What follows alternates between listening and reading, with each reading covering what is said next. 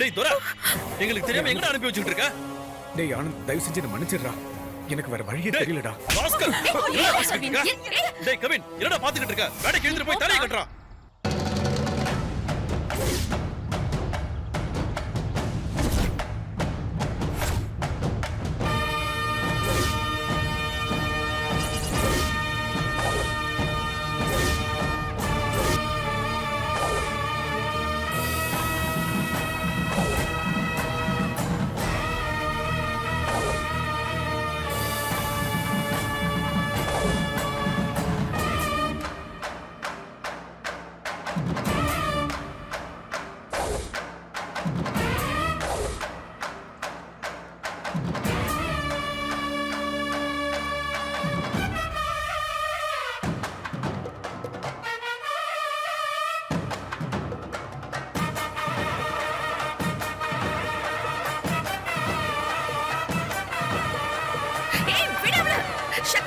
ஐயரே சீக்கிரம் தாளிட்டாங்க. ஓம் பிரச்சனை தலையை கட்டுக்கோ.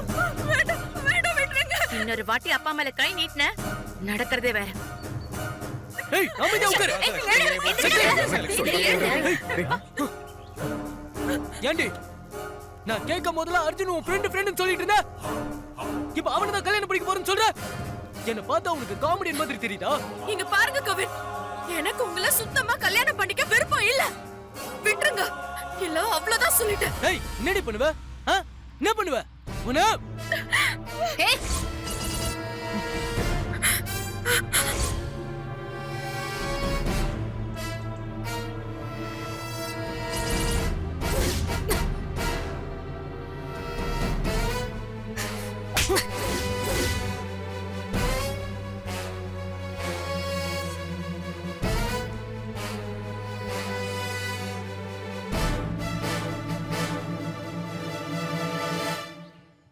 என்ன நினைச்சிட்டு மனசுல?